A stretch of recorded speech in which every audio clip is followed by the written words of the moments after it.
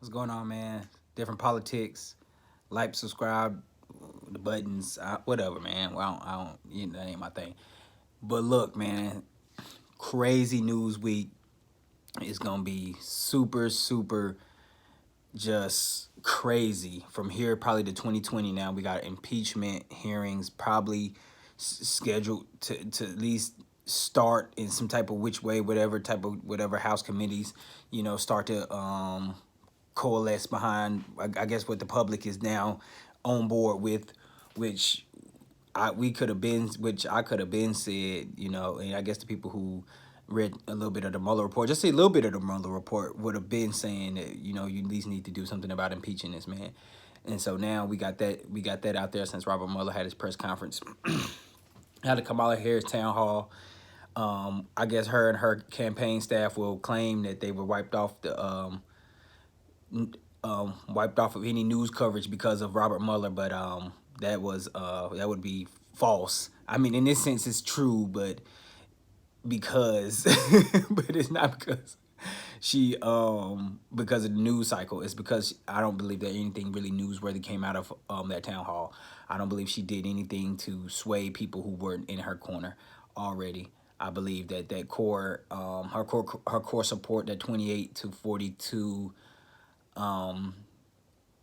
person of color, predominantly African American female. I believe that 8% support is still intact. I don't believe it went anywhere. I don't believe she did anything detrimental to herself.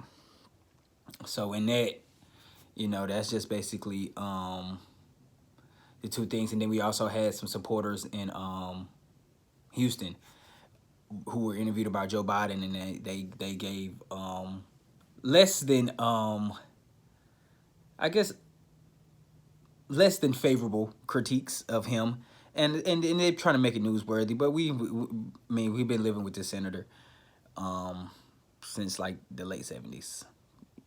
You know, this man's record, like I've said in my good old Joe video, go back and watch that. That he got 40 years of record to defend. It's gonna keep coming up. It's gonna keep coming up. It's gonna keep coming up.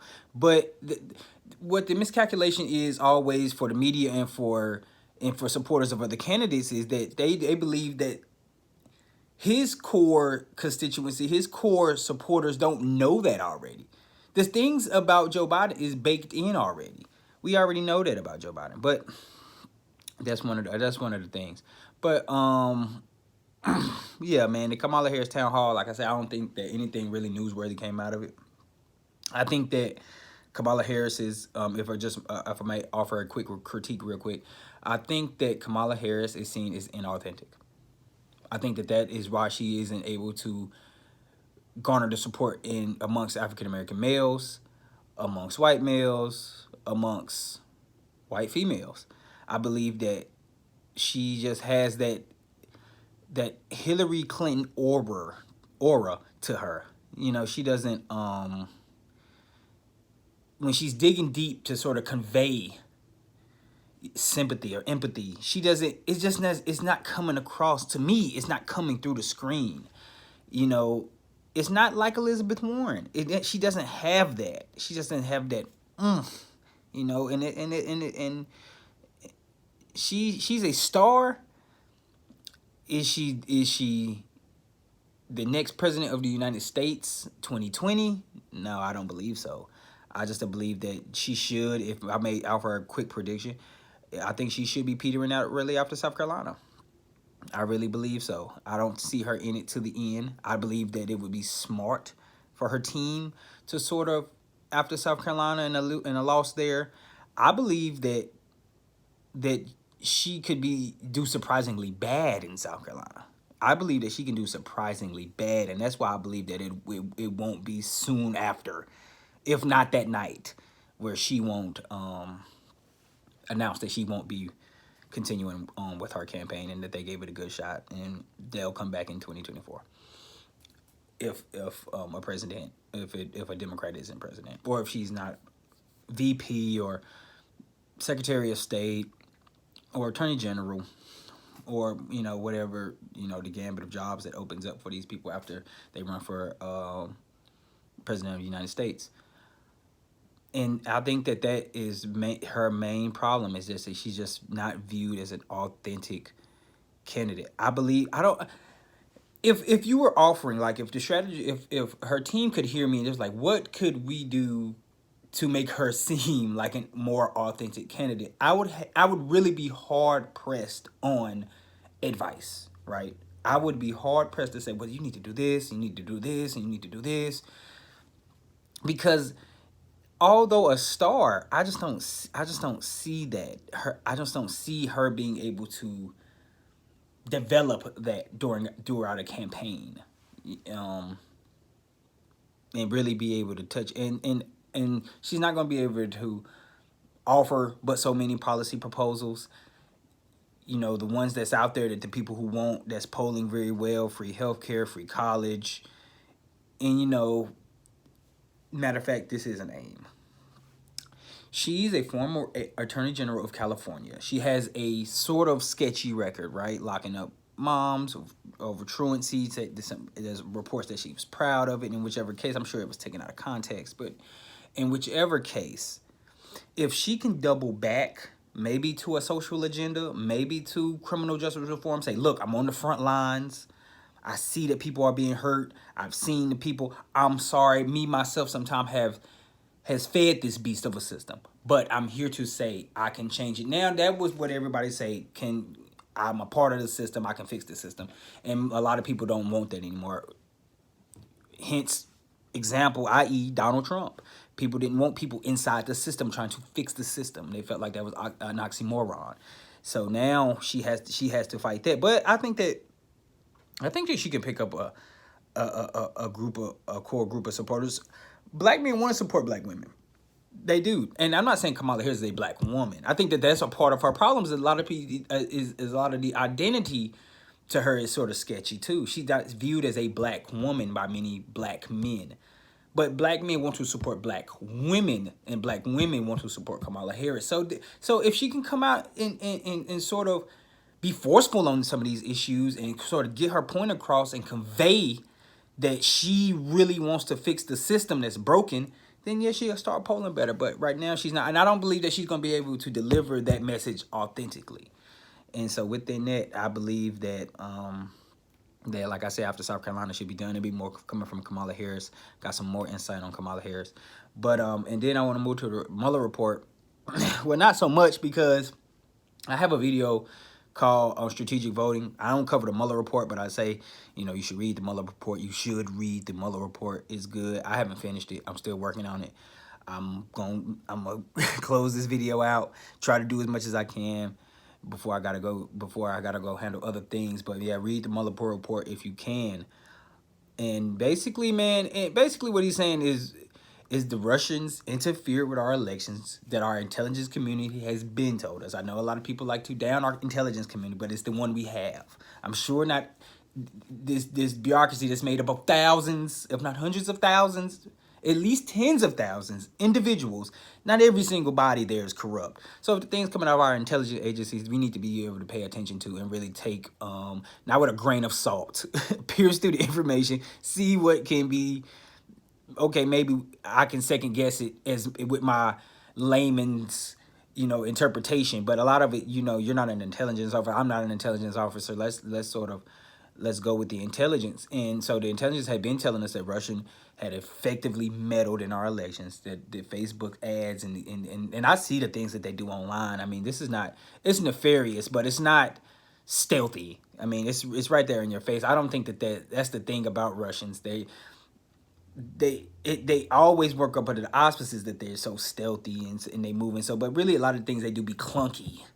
A lot of the things it be almost blatant, like you can really see it.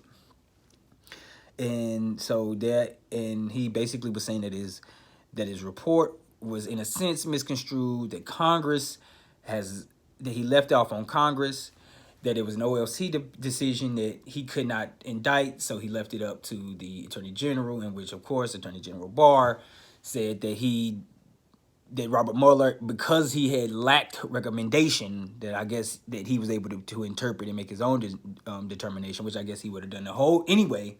And he said that the ball is in my court, and I'm gonna push forward with this thing. So boom, that was what the Robert Mueller report basically was. Read the Mueller report if you can. It costs like $1. It costed me like 99 cents, I think, on Apple Books or whatever app I picked it up on. And not to be seeming like I'm out of the touch with the technology, but I just don't. I just don't know where I got it from. And then there's the Joe Biden thing, man. And this is what is crazy, right?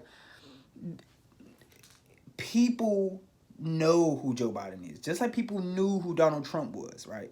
There's this segment out there that keeps believing that any minute Joe Biden, excuse me, Senator, former Vice President Biden is going to just fall. Any minute that we're going to say something, or there's going to be a video to come out that's so egregious that the 33% of Democrats that's currently supporting him is going to jump off the bandwagon. They do not do that. People are understanding of the candidate that they're backing. There's just more centrism in the party that people believe. There was a woman there who had uttered something along the lines that it's going to take a liberal or more left candidate to sort of expose Donald Trump, and in exposing, I guess, galvanize a large group of this melting pot of voter that's going to come out and show up to vote. But that's not how elections are won. Elections are won with your base. Elections aren't won with trying to put something together, some strategic melting pot. That's not how Trump won. He didn't put together a strategic melting pot. I don't even think he even attempted to.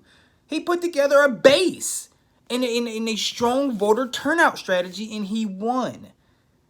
And it seems like Democrats is sort of always trying to recreate the wheel. I guess they're trying to put spikes on it. I don't understand why they can't just get your candidate and run the candidate that is able to galvanize in numbers segments of the party. Point blank, period. I know it sounds easier said than done, but it's not. It sounds difficult when you feel like placating to the African American community takes some type of pandering. It doesn't. You just have to be there, and there's issues that African Americans now want addressed, and you need to address them. But him not being perfect is not gonna make the people who supporting him walk away from him. I just was taken aback by them voters, and they spoke truth to power. I'm not gonna say that them voters in Houston, the young African American lady who was filmed, and the young and the middle-aged man who was interviewed, and also this was to set up a narrative. We should be able to see right through it. It was to set up a narrative that maybe segments of the African American community aren't with Joe Biden like we think he is. This is his strength. This and being able to coalesce, I guess, a middle. This voter is weird to me. Trump to Obama voter. I guess that's who he is supposed to be trying to go after. The Obama voter who then voted for Trump. I don't know where that person's politics would line up at. I just don't understand that. But he is supposed to be ever trying to galvanize that type of voter. So I don't see his poll numbers falling off. I'm the one who said he might peter out after South Carolina because I believe that there would be a shakeup. But now that I see that these numbers and I'm kind of in the field, although it's 22, it's not 22. I mean, it's just literally, it's not 22 people there. It's 5 people there, and them 5 is gonna change throughout the thing. I believe because I do like Cory Booker's platform, that I believe that he can rise up if he can sort of get away from these social issues. And when we have prosperity and we have GDP growth like we have, and yes, we have people who are able to go, but there's still a lot of angst in the country. It's still a 15-year recession. Let's talk about the bread and butter issues. Let's talk about paycheck. Let's talk about an infrastructure bill, and then because right now gay rights aren't under attack in this country. They're not. They're protected citizenry. Abortion is under attack, yes, but we already see the Supreme Court has an appetite does not have the appetite to pick up a lot of these other a lot of things on abortion, and that's going to be handled in the courts. You don't have to take your platform and your airtime and talk about social issues. Let's talk about getting let's talk about getting people to work. Let's talk about getting segments of community that you say that you was there for and you was working for. Let's get them to work. Not that they're not working, not that they haven't received a wage increase under the continuing Obama policies. But you want to get away from too much of these social issues. Is drowning people out. People really don't want to hear about that. Now I'm not one of those guys who just want to hear you attack Trump. I'm the farthest away from that. I want to hear you put together real policy proposals that are gonna help African Americans and workers in America. That's what most people want to hear. That's why Elizabeth Warren is appealed. I have a plan for that. That is boring, but it's working. I have a plan for that. It's working. She's polling good with that simple arcane message. So with that being said, man, we got to get out there. Man, let's just stay vigilant. And let's, like I say, it's just now kicking up, man. And I thank you if you tune in. I thank you for watching. And Real Cam Rob 1 is the Twitter. Real Cam Rob 1 is the Twitter. I thank you. A different politics. Yes, we're on our way, baby.